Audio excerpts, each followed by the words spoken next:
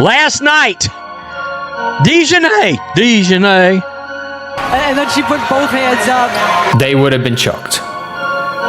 Like, of all places, you're not getting away with saying anything that's crossing a line in San Fran. So DiJonai, by the looks of things, the likelihood of the scenario is she's just asking a heckler to leave. So she's gone, and it's a random heckler joking with people behind them, and then was told to, you know, step back, leave, but immediately came back. Tossed her ass out. She was walking by. Hey, those are fake nails. She panicked. Hey, get this guy out of here, folks. Rumor has it she was running up and down the court. DiJonai Carrington reportedly tried to have a fan removed from the arena for allegedly saying Sophie Cunningham's name, and once again she couldn't back up the claim. At this point, it's starting to look less like an isolated incident and more like a troubling pattern. The more these situations pile up, the harder it becomes to dismiss them as bad luck, confusion, or a simple misunderstanding. Y'all, look at y'all favorite player. Went over to one of the officials, as you see Sarah Williams there. She trying to make it seem like a fan did something crazy to her, right? While I watch. At the moment. Look at what y'all looking at. They going to talk to that dude. They been trying to make him leave, right? She's trying to get somebody kicked out. So he getting up. He end up leaving, right? He end up leaving. So they got to investigate. They got to investigate. Now look at the fourth quarter. Look at who you see back 10 out there. He's sitting right there. That's him right there. This happened during the Skies matchup against the Golden State Valkyries, just a few nights after the Cunningham incident had already put Carrington's name all over social media. It was the fourth quarter, the ball was live, and everyone was focused on the action. Then, seemingly out of nowhere, the broadcast cuts to security stepping onto the court. It wasn't a fight. It wasn't players getting into a heated shoving match.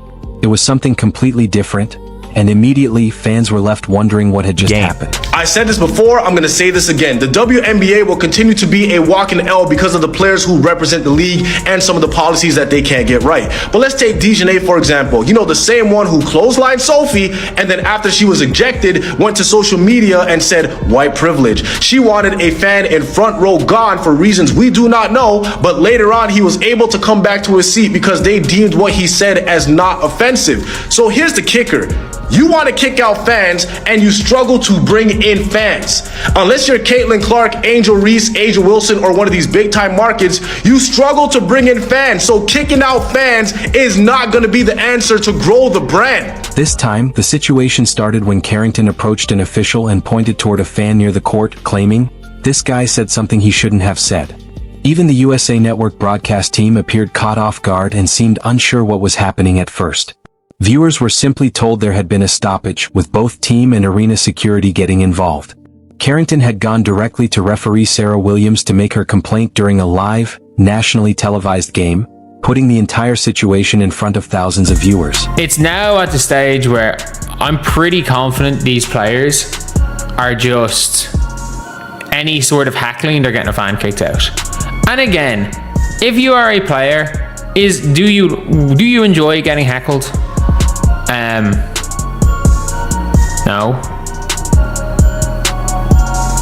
No, like, I don't think any player enjoys getting heckled. That being said, like, if you're gonna go and get a fan kicked out, they better have done something serious. And again, look who's sitting around him and think about where he is. There is no way in hell he said something across the line. There is no way. And this is a team known for And that's exactly what happened next, right there on camera for everyone watching at home. The fan was pulled from his seat and escorted out by arena security in front of a packed crowd, all in the middle of the game. And the strange part? Nobody else in the building appeared to have heard what he supposedly said. That's where the story gets even more interesting.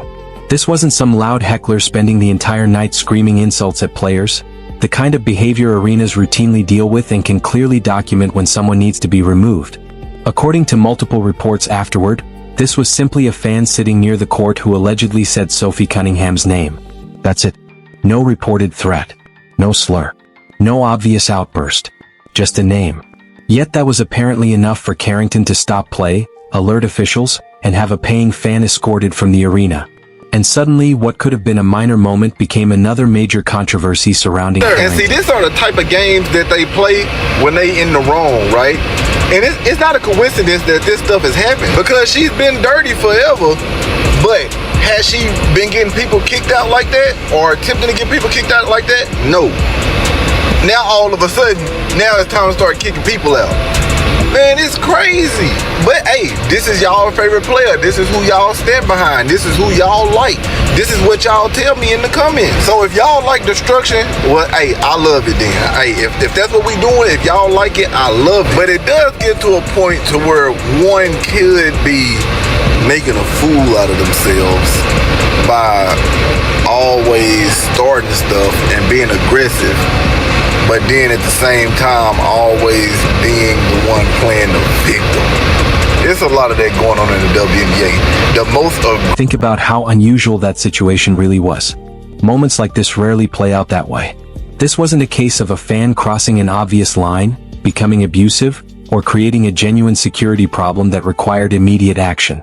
Instead, it involved a professional athlete hearing a name she clearly didn't want to hear, deciding that it was serious enough to stop a live game, and then using her position on the court to push for that fan to be removed. The headlines came almost immediately, and they weren't exactly favorable to Carrington. Coverage framed the incident as another example of her reacting first and providing explanations later, if an explanation came at all. And that's what makes this situation stand out. It didn't happen in isolation.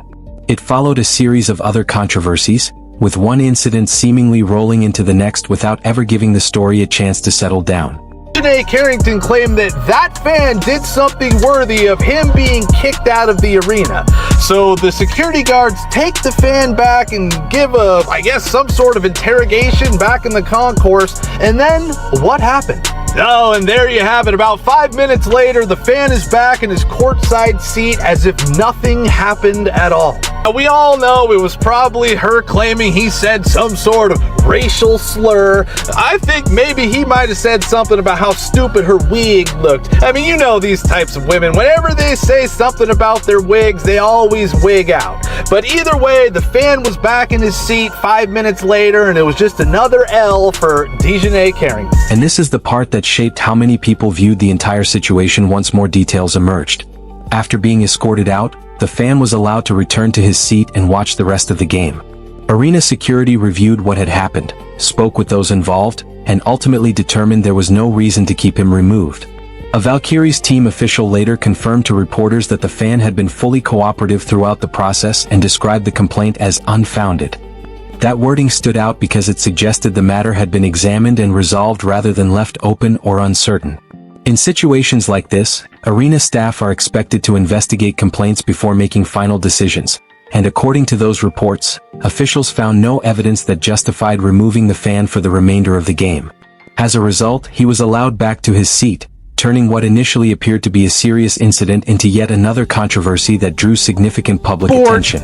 Imaginable. Seriously.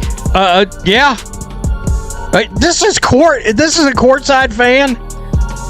It's like, bleep it. I'm going. Look at this woman laughing. I mean, it's hilarious. It's hilarious. That fan can't stay, but I can poke all the white girls in the eyeballs I want. All of them. Oh, start lining up white girls for me to poke in the eyeball. Poke in the eyeball. So look at what actually happened step by step. DiJonai Carrington interrupted a live WNBA game, brought both team and arena security into the situation, and had a fan removed from his seat in front of a national television audience. Then, after officials looked into the complaint, the fan was allowed back because the accusation was reportedly found to be unfounded. That's not a minor misunderstanding to get wrong in front of thousands of people inside the arena and even more watching at home. A situation like that would normally call for at least some kind of public explanation, or an apology, especially if the original complaint turned out not to have a basis. Instead, there has been little public clarification about what Carrington believed she heard, why the situation escalated so quickly, or whether she regrets how it unfolded after the fan was cleared. And that silence has only fueled more questions about what actually happened that night.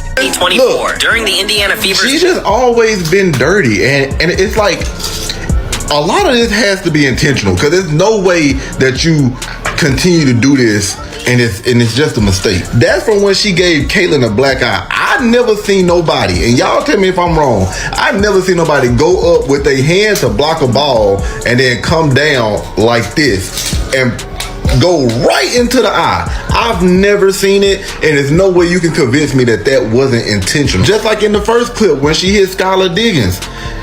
She knows she couldn't get that ball. She just hit the girl all in the face, and then Skylar fell to the ground. Like, come on, man. At some point, we got to call it for what it is. And maybe the biggest reason people are no longer willing to give Carrington the benefit of the doubt is that this isn't the first controversy connected to her career. Almost immediately, old footage from the 2024 playoffs resurfaced, showing Carrington, then with the Connecticut Sun, appearing to poke Caitlin Clark in the eye during a scramble near the sideline.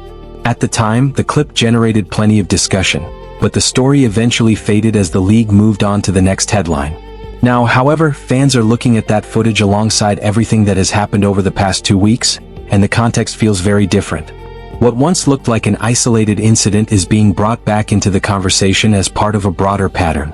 Critics argue that Carrington has repeatedly been involved in controversial physical moments and then responded defensively when those actions were publicly questioned. And with each new incident, the pressure for her to explain what happened only seems to grow. We have a photo from the Flagrant 2 on DiJonai Carrington against Sophie Cunningham, where she proceeded to go into the locker room and tweet white privilege after being thrown out of the game. I'm not going to comment on that situation, but I will say this. This is a Flagrant 2. Black, white, Asian, Hispanic, no matter. This is a Flagrant. I mean, she clotheslined her. What more do you want? So, this looks very bad. It just shows that the WNBA is nowhere near where they need to be professionally. Because again, this is a clothesline. It's a Flagrant 2. Because it's important to remember how this entire controversy began in the first place. With one story following another, it's easy to lose track of the timeline. Just days before the fan incident at the Valkyries game, Carrington was involved in a hard collision with Sophie Cunningham during a fast break layup attempt, with contact landing around Cunningham's head and neck area. Officials immediately stopped play and reviewed the contact before upgrading it to a Flagrant 2, resulting in Carrington's ejection. That distinction matters. A Flagrant 1 can still leave room for debate over whether the contact was borderline or incidental. A Flagrant 2 means officials determined, after reviewing the play, that the contact warranted an ejection. Cunningham went down hard, although she somehow finished the play and made the layup despite being knocked off balance. Carrington, meanwhile, was removed from the game and had to watch the remainder of the contest from the sidelines. And that incident became the first major chapter in a controversy that quickly grew much bigger than one hard foul. So let me get this straight. You get ejected for a flagrant foul, and then you scream white privilege? Somebody please explain this one to me. DiJonai Carrington was ejected today from the Fever Sky game after officials assessed a Flagrant 2 foul involving Sophie Cunningham. But here's where the story absolutely exploded. Afterward, Carrington went to social media and wrote on her post, "white privilege," and tagged the Indiana Fever to boot. Now hold on, let's just forget politics for a second, and forget which player you like for a moment. If officials have determined that you committed a flagrant foul, and it must have been pretty bad because they ejected you from the game, how does the conversation suddenly become about somebody else's race? And then came the moment that took the controversy far beyond the foul itself. Just minutes after being ejected, while the incident was still fresh, Carrington took to social media and posted the words "white privilege," tagging the Indiana Fever without offering any explanation for what she meant. Was she referring to the foul call? Was the message aimed at Cunningham?